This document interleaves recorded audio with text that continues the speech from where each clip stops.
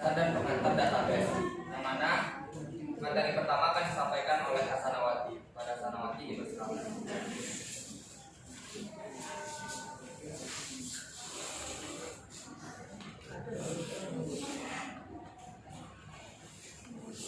Assalamualaikum warahmatullahi wabarakatuh. Waalaikumsalam warahmatullahi wabarakatuh. Di sini kita mulai dari definisi komputer. Definisi komputer sendiri berasal dari bahasa Latin, yaitu komputer yang berarti menghitung. Di sini kita ambil dari salah satu ahli, ada beberapa ahli yang mengartikan untuk komputer sendiri. Kita ambil salah satunya dari William M. Foley and Louis F. Gilia pada tahun 2002. Itu mendefinisikan tentang komputer sebagai pemproses data yang dapat melaksanakan perhitungan yang besar dan cepat, termasuk perhitungan aritmatika yang besar dan beroperasi logika tanpa campur tangan manusia yang mengoperasikan selama memprosesannya. Nah, jadi lalu untuk perkembangan perkembangan teknologi komputer sendiri itu sebelum dan sesudahnya itu ada di sebelumnya itu di tahun 1940 itu ada beberapa tahap dari peralatan komputer sendiri itu ada 4. Yang pertama ada peralatan manual, peralatan mekanik, dan peralatan mekanik elektronik dan peralatan elektronik. Di sini proses pengelola data sendiri itu telah dilakukan sejak dulu. Di golongan keempat ini yang pertama kita bahas peralatan manual. Di sini peralatan manual sendiri itu peralatan pengolah data yang sangat sederhana dan faktor terpenting dalam pemakaiannya, yaitu adalah menggunakan tenaga manusia. Jadi peralatan manual itu dari manusianya itu sendiri. Yang selanjutnya itu peralatan mekanik. Peralatan mekanik ini yaitu peralatan yang sudah terbentuk mekanik yang digerakkan dengan tangan secara manual. Lalu untuk peralatan mekanik elektroniknya, di sini peralatan mekanik yang digerakkan oleh motor atau elektronik secara otomatis, yaitu udah pakai tenaga manusia lalu dengan tenaga elektronik otomatis juga. Lalu untuk peralatan elektroniknya itu peralatan yang bekerja secara elektronik penuh, seperti itu. Lalu untuk setelah pada tahun 1940 di sini ada beberapa komponen juga, yaitu yang pertama komponen generasi pertama. Komponen generasi pertama ini seperti pada tahun 1941 Konrad Zuse, seorang insinyur Jerman, mengembangkan sebuah komputer Z3 yang digunakan untuk pesawat terbang yang dipeluri kendali. Nah, lalu untuk pada tahun 1443 Inggris menyelesaikan komputer tersebut. Jadi awalnya itu cuma untuk pesawat terbang. Lalu Inggris tadi menyelesaikan komputer tersebut. Lalu dipecahkan oleh rahasianya dan digunakan oleh Jerman dan dinamakan Clausius.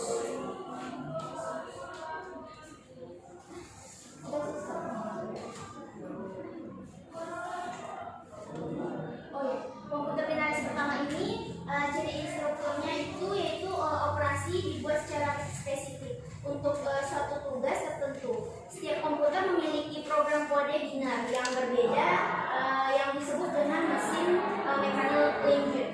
Hal ini menyebabkan komputer sulit diprogram dan membatasi kecepatannya. Selain itu, penggunaan tabung vakum membuat ukuran komputer pada masanya tersebut berukuran sangat besar dan memiliki silinder magnetik sebagai media penyimpanan data.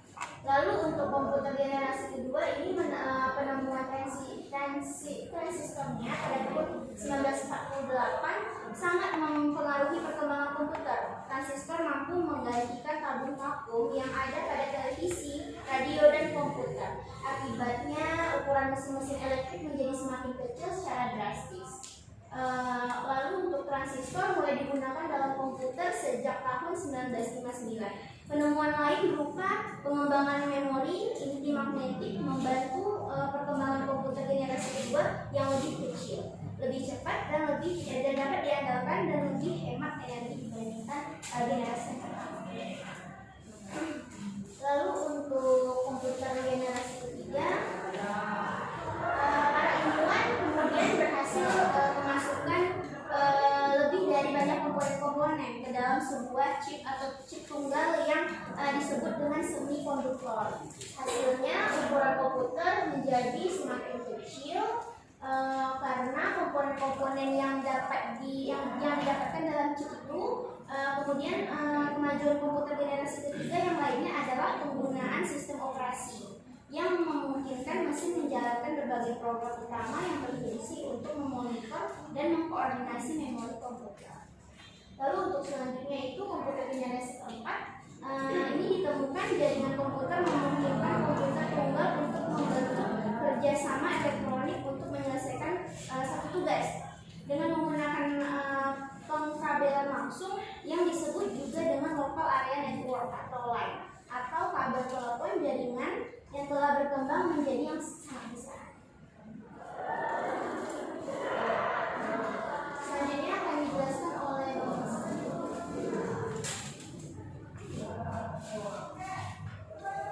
selanjutnya adalah komputer generasi kelima. Itu dari komputer generasi kelima itu banyak kemajuan di bidang desain komputer dan teknologi semakin mungkin. Perbuatan komputer generasi kelima itu dua kemajuan rekayasa yang penting dan berpengaruh itu adalah kemampuan proses paralel yang akan menggantikan model phone normal karena mampu mengkoordinasikan banyak CPU untuk bekerja secara serempak. Nah, kemajuan yang lain itu adalah teknologi sirkulator yang memungkinkan aliran elektrik tanpa ada hambatan ataupun sehingga dapat mempercepat percepatan informasi. Nah, selanjutnya komputer generasi ke-6 itu teknologi komputer masa depan.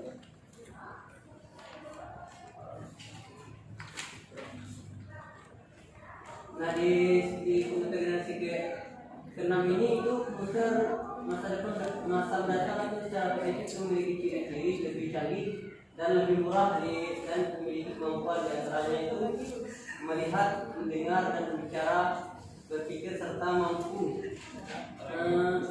membuat kesimpulan seperti halnya manusia. Ini berarti komputer masa mendatang akan lebih memiliki kecerdasan buatan mendekati kemampuan dan perilaku manusia. Dan di sini ada saat ini teknologi komputer hampir diterapkan pada seluruh aspek kehidupan manusia seperti administrasi, manufaktur, perbankan, militer, bisnis dan lain sebagainya. Dan di sini ada beberapa peningkatan yang utama disebabkan oleh kelebihan. Yang pertama itu kecepatan. Nah, kecepatan di sini kecepatan komputer dapat menyatakan dalam 1 milisekund atau 1/1000. Dan selanjutnya itu mikrosekund 1/1 juta. Nah, dengan menggunakan asumsi bahwa mampu melaksanakan data 1 per operasi per 1 detik manusia, maka komputer dapat mengoperasikan per detiknya 1 triliun detik waktu yang dibutuhkan oleh manusia. Dan kemudian itu ketepatan. Nah, ketepatan di sini itu komputer berbeda dengan manusia. Dan penurunan hasil kerja setelah bekerja cukup lama, maka komputer tidak mengalami kelelahan atau yang dialami manusia. Komputer di sini hanya mengalami kesalahan atau kerusakan pada komponennya. Dan selanjutnya itu kapasitas besar. Kapasitas besar itu penyimpanan sistem komputer relatif sangat besar, mulai dari 1 mengkabel, keyboard hingga terabel. Selanjutnya itu ada perkembangan konsep basis data. Itu ada tahap 1 pada awal 1960-an, dan tahap 2 itu akhir 1960-an. Nah, tahap 1 awal 90-an ini si konsep basis data pada tahap 1 itu adalah data-data diolah berdasarkan prinsip pemrosesan berkas atau file processing pada lingkungan komputer mainframe. Dan yang kedua itu tahap kedua pada akhir 1960-an itu ciri utama konsep basis data pada tahap kedua itu adalah konsep sistem basis data atau disebut dengan database system atau disingkat dengan DBS. Nah, konsep sistem manajemen basis data itu disebut dengan database management system atau disingkat dengan DBMS. Nah, informasi secara online dan layanan informasi berbasis teks. Selanjutnya tahap ketiga itu awal 1970-an, yaitu ciri utama konsep basis data pada tahap kedua itu adalah munculnya aplikasi-aplikasi seperti aplikasi yang banyak digunakan oleh masyarakat zaman sekarang ini, dan sistem kemajuan keputusan disebut dengan decision support system, serta untuk pemrograman berorientasi objek oriented programming. Nah, yang selanjutnya tahap keempat itu mulai 1980-an, itu ciri utamanya konsep basis data. Nah, pada tahap keempat ini adalah sistem berbasis hypertext yang memungkinkan pengambilan informasi berdasarkan informasi yang suatu kata kunci yang biasanya dapat dilakukan secara acak. Misalkan kita mau mencari data yang lain, maka ada salah satu kata kunci, maka kita dapat mengakses data tersebut. Nah, yang selanjutnya itu tahap kelima, itu berkembangnya ke arah aplikasi basis data untuk sistem kecerdasan yaitu buatan atau disebut dengan artificial intelligence ataupun AL.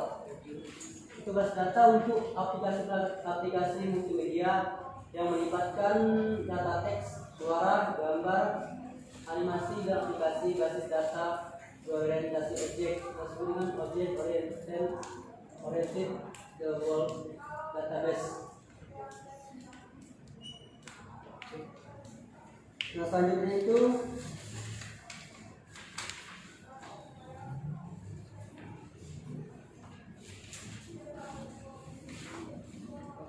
tadi dijelaskan oleh Andi.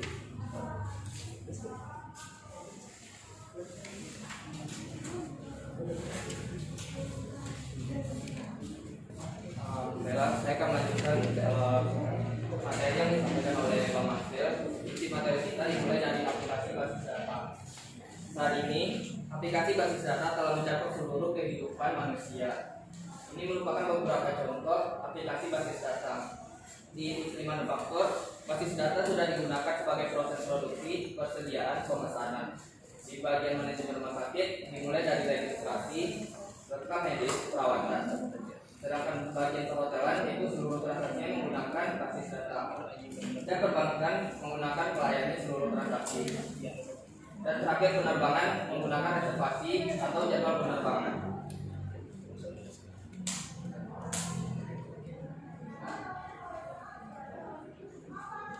Lalu yang selanjutnya itu data dan informasi. Apa bedanya data dan informasi? Data merupakan bahan yang akan diolah untuk menjadi sebuah informasi. Contoh data itu misalnya data identitas pegawai, catatan atas pembelian, catatan atas penjualan, dan lain-lain. Lalu informasi itu apa? Informasi itu adalah hasil dari pengolahan suatu data. Misalnya data-data pembelian tadi setelah diolah 1 bulan akan menghasilkan rekap ini disebut dengan informasi. Lalu bagaimana transformasi data menjadi informasi? Data itu pertama diinput, lalu dilakukan di unit pengolah atau biasanya komputer dan disimpan dalam bentuk file. Maka akan menghasilkan output berupa informasi. Sifat informasi yang menentukan nilai informasi itu bernilai memiliki 10 item ini. Yang pertama itu kemudahan dalam perolehannya. Aplikasi ini aplikasi. Informasi yang baik itu harus mudah untuk diperoleh. Yang kedua sifatnya bersifat luas dan lengkap. Informasi itu harus bersifat luas dan lengkap, teliti, cocok dengan pengguna. Ketepatan waktunya itu untuk mendapatkan nilai itu dia harus tepat waktu. Terus bersifat fleksibel, dapat dibuktikan, tidak ada tersangka dan dapat diukur. Lalu fungsi informasi dalam organisatoris, yaitu informasi itu berguna dalam suatu organisasi. Yang pertama menambah pengetahuan. Misalnya informasi itu diminta oleh bagian manajer penjualan, berapa penjualan saat ini, maka kita berikan data informasi, maka akan menambah pengetahuan si manajer bahwa penjualan bulan ini sebesar sekian. Yang kedua mengurangi ketidakpastian. Maksudnya adalah sebelum seorang manajer akan melakukan investasi pada perusahaan lain atau menambah pangkasannya, dia akan melakukan atau mencari data-data atau informasi yang dibutuhkan untuk mengurangi ketidakpastian dalam proses pengambilan keputusannya. Yang ketiga, mengurangi risiko kegagalan. Maksudnya di sini adalah data yang kita peroleh secara akurat dan benar serta dapat dibuktikan dapat mengurangi risiko kegagalan yang akan diperoleh. Yang keempat, mengurangi keanekaragaman atau variasi yang tidak diperlukan. Misalnya di suatu PT itu terdapat komplain oleh pembeli atau masyarakat, maka ditanya oleh manajernya apa saja komplainnya. Kalau kita tidak berdasarkan data yang akurat, maka informasi yang diperoleh akan simpang siur dan beraneka ragam. Yang kelima, memberi standar, aturan, ukuran, dan keputusan yang menentukan pencapaian sasaran dan tujuan. Informasi yang diberikan tadi atau diperoleh dapat digunakan sebagai standar, ukuran, dan keputusan dalam penentuan pencapaian sasaran dan tujuan. Misalnya, laporan keuangan pada tahun ini dibandingkan dengan tahun lalu, maka akan dapat ukuran apakah perusahaan mengalami kenaikan atau penurunan. Lalu kebutuhan informasi itu dibagi pada setiap level manajemen. Biasanya informasi itu dibutuhkan oleh setiap golongan manajemen, baik dari low manajemen, middle manajemen maupun top manajemen. Biasanya fungsi operasional itu dipegang oleh low manajemen, di mana fungsi operasional ini informasi itu digunakan untuk bagaimana cara teknis operasional berjalan dengan lancar dan baik. Yang kedua yaitu kegiatan manajemen. Ini biasanya pada tingkatan middle manajemen, bahwa informasi yang diperoleh digunakan sebagai perencanaan taktis bagaimana kegiatan perusahaan dapat berjalan sebagaimana mestinya. Yang ketiga yaitu pembuatan keputusan. Ini biasanya berada pada tingkatan manajemen tingkat atas, di mana setiap permasalahan yang telah dirangkum oleh middle manajemen akan dilakukan rapat dan diberikan keputusan oleh top manajemen. Lalu pengelompokan informasi itu bisa dibagi menjadi dalam bentuk organisasi di perusahaan. Itu secara umum dapat dikelompokkan menjadi 4 bidang. Pertama bagi bagian produksi, pemasaran, logistik, keuangan, dan akuntansi. Lalu apa pengertian sistem informasi dan basis data? Sistem informasi merupakan sekumpulan subsistem yang saling berhubungan dan bekerja sama antara bagian yang satu dengan yang lainnya dengan cara-cara tertentu untuk melakukan fungsi pengolahan data guna menghasilkan informasi sebagai dasar pengambilan keputusan. Maksudnya di sini adalah sistem informasi itu terbentuk dari berbagai macam subsistem yang saling terkait. Misalnya bagian penjualan, HRD, kasir, accounting merupakan suatu sistem dari perusahaan. Lalu mereka saling bekerja sama untuk menghasilkan pengolahan data yang berguna bagi manajemen tingkat atas untuk mengambil keputusan. Komponen fisik penyusunan sistem informasi itu ada 5. Yang pertama perangkat keras atau hardware. Kita contohkan misalnya perangkat keras ini contohnya komputer.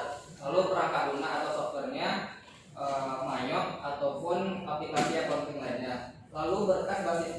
atau file ini merupakan file yang tersimpan dalam aplikasi Mayo tersebut atau database-nya. Lalu prosedur itu merupakan langkah-langkah dalam penginputan misalnya dari transaksi diinput ke dalam program menghasilkan informasi prosedur. Lalu manusia yaitu orang yang mengendalikan sistem tersebut. Dan yang kedua yaitu basis data. Apa itu basis data? Basis data merupakan bagian penting dalam sebuah sistem informasi. Kenapa dia bilang penting? Karena dia mempunyai 5 peran utama, yaitu basis data merupakan komponen penyusun sistem informasi. Basis data itu merupakan komponen penyusun sistem informasi. Maksudnya kan di atas sudah dijelaskan bahwa ada 5 komponen penyusun sistem informasi dan dia merupakan salah satunya. Yang ketiga berkas basis data atau file. Yang kedua yaitu basis data sebagai infrastruktur sistem informasi. Basis data itu merupakan bagian dari pengambilan sistem informasi di perusahaan. Yang ketiga, basis data sebagai sumber sistem informasi bagi sistem informasi. Basis data itu merupakan sumber dalam pengambilan keputusan bagi orang yang membuat keputusan. Misalnya bagi manajemen tingkat bawah atau low manajemen itu biasanya di bagian operasional, sedangkan middle manajemen untuk bagian praktis dan manajemen bagian keputusan. Yang keempat itu basis data sebagai sarana mencapai efisiensi sistem informasi. Maksudnya adalah basis data yang diperoleh dengan menggunakan sistem database tadi digunakan untuk mencapai efisiensi dalam sistem informasi. Misalnya kalau perusahaan itu menggunakan secara manual, maka proses yang dibutuhkan akan lebih lama dan tidak efisien. Yang kelima yaitu basis data sebagai sarana mencapai efektivitas sistem informasi. Ini sama poin keempat, efisiensi. Yang keempat, yang kelima efektivitas. Itu efektivitas ini dalam segi pengukurannya bisa dari segi waktu, kertas kerja, dan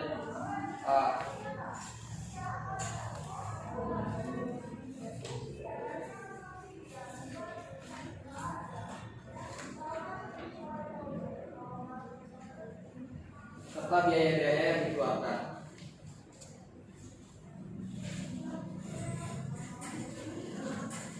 Dalam selanjutnya akan dijelaskan oleh Bunda.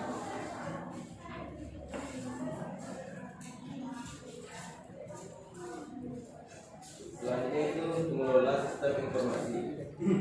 Dalam pengelola sistem informasi ini ada yang dikenal sebagai spesialis informasi atau informasi spesialis, yaitu menggambarkan pegawai perusahaan yang bertanggung jawab penuh untuk mengembangkan dan memelihara sistem informasi berbasis komputer. Spesialis informasi digolongkan menjadi 5 macam. Yang pertama yaitu ada analisis sistem.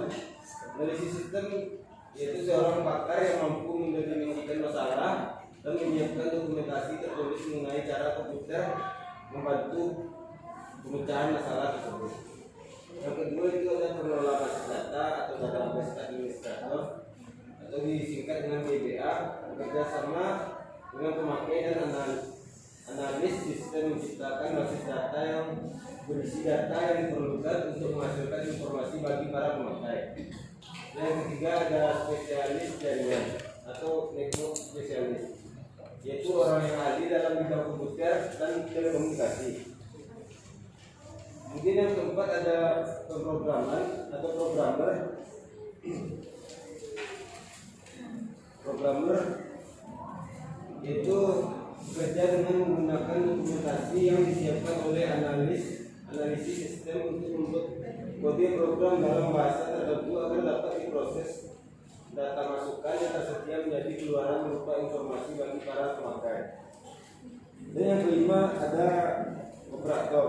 Operator itu orang yang mengoperasikan peralatan komputer yang berskala besar, misalnya mainframe, ini memantau layar komputer, meneliti ukuran kertas di printer, dan mengelola pustaka di storage. Lalu apa pentingnya memahami konsep basis data? Secara umum, kelebihan pemanfaatan sistem basis data dibanding sistem tradisional adalah bersifat kompak, tidak menemukan cepat, akurat, dan mutakhir. Tanpa mengabaikan bagian yang lainnya, keberhasilan sebuah sistem informasi sangat bergantung pada basis data. Sangat bergantung pada basis data yang digunakan. Basis data yang lengkap, akurat, mudah digunakan, serta efisien akan meningkatkan kualitas sistem informasi. Penyusunan basis data yang baik dan benar adalah penting agar mampu memenuhi semua atau sebagian besar kebutuhan informasi bagi para pemakai dan pengambil keputusan. Itulah tadi presentasi dari kelompok kami. Jika dari teman-teman ada yang ingin bertanya, silakan angkat tangan.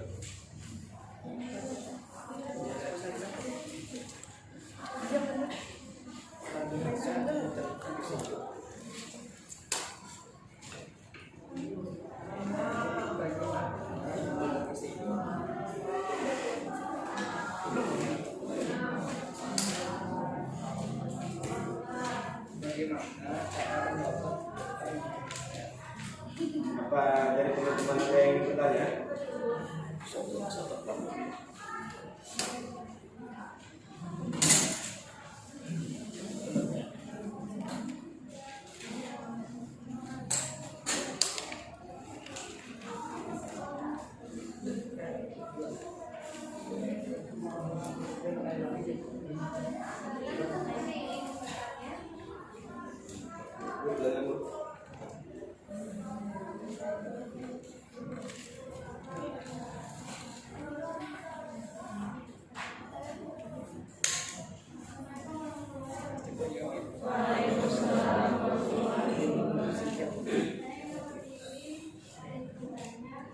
Apakah sistem basis data suatu perusahaan itu diaudit juga atau hanya output saja yang diaudit?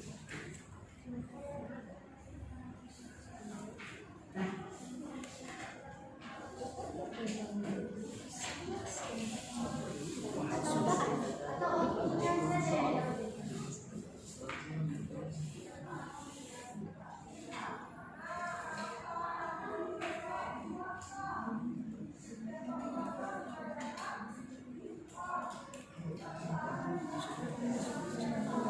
Pada saudari kita, ada lagi teman-teman yang ingin bertanya?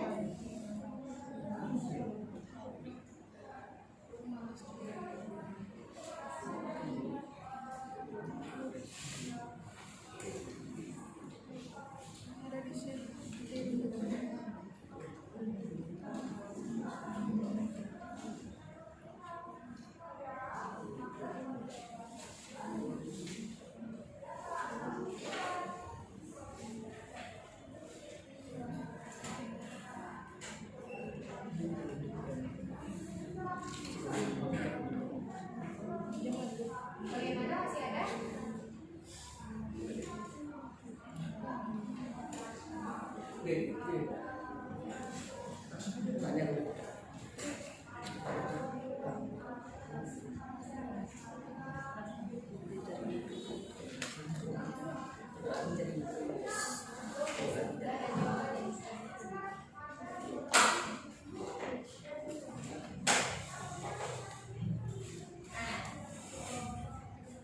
Bella, terima kasih atas pertanyaannya.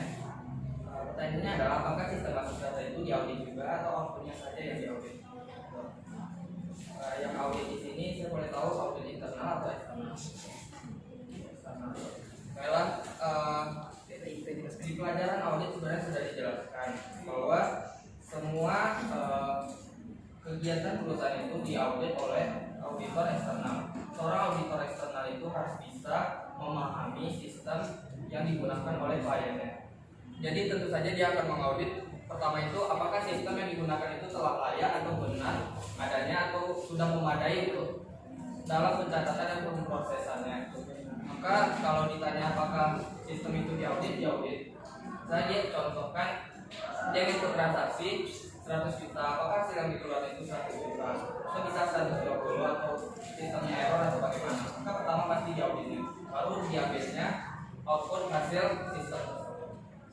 Jadi dia megang komputer perusahaan itu juga? Iya, dia paham semua tentang lingkungan perusahaan itu. Pertama bagaimana dia menentukan perusahaan itu jujur, sudah tertib dan lain-lain. Apa ada yang ingin menambahkan? Tidak, namanya.